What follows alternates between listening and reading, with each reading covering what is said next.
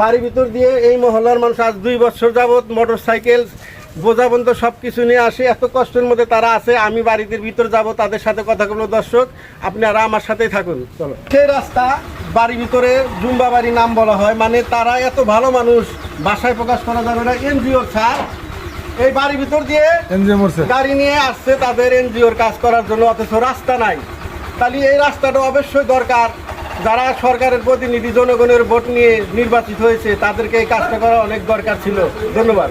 সরকারের প্রতি দৃষ্টি আকর্ষণ করে বলতেছি, এই যে এখানে দ্রুত একটা রাস্তা মেরামত হইলে সকলের যাতায়াতের জন্য সুবিধা হবে এবং জনদুর্ভোগগুলো দূর হবে আর কি।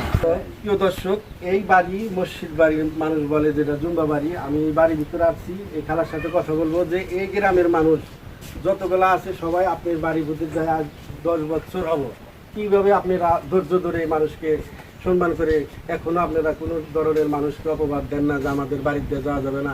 আমি তার সাথে কথা বলবো। খালা একটু কথা বলে। আজ 10 বছর ধরে বাড়ি পর্দা হাঁটে, কোনো মানুষ পথের চেষ্টা করে না।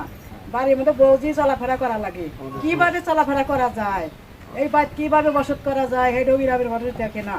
দেখে এই পথ তো হারে না মানুষ। জনগণের তো দরকার, খালি তো আমার তো দরকার না, সবারই দরকার।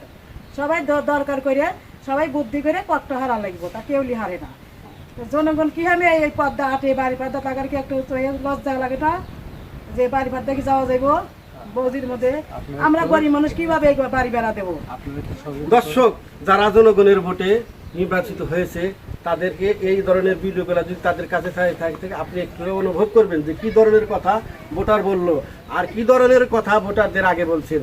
আমরা চাই যারা জনগণের ভোটে নির্বাচিত হবে অবশ্যই তারা জনগণের পাশে থাকবে। ধন্যবাদ।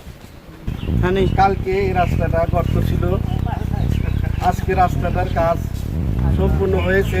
এই মহল্লার অর্থে দানের জন্য এই মহল্লার কিছু মানুষ আমাকে সহযোগিতা করেছে এরকম ভালো কাজের জন্য, সেই কারণে আমি এই কাজটা করতে পেরেছি।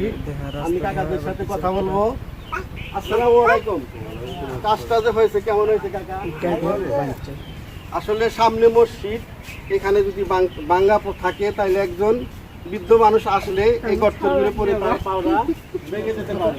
কারণ এই ধরনের কাজের সাথে যারা যুক্ত আছে, যারা আমাকে সহযোগিতা করছে অর্থ দিয়ে, আমি তাদের কাছে আল্লাহর কাছে লাখ লাখ শুকরিয়া জানাই আমাকে এই ধরনের ভালো কাজের জন্য। সামনে বিশাল একটা রাস্তা ভাঙ্গা আছে মসজিদে, সামনে নির্বাচন। আপনারা যদি আমার সাথে থাকেন, আমি যে কোনো একটা ভিডিও দেব প্রতিনিধির কাছ থেকে, ওই রাস্তাটা আপনাদের সিস্টেম করে নিয়ে দিব। আপনারা আমার পক্ষে থাকবেন। ওই রাস্তার কাজ যে করবে এই মহল্লার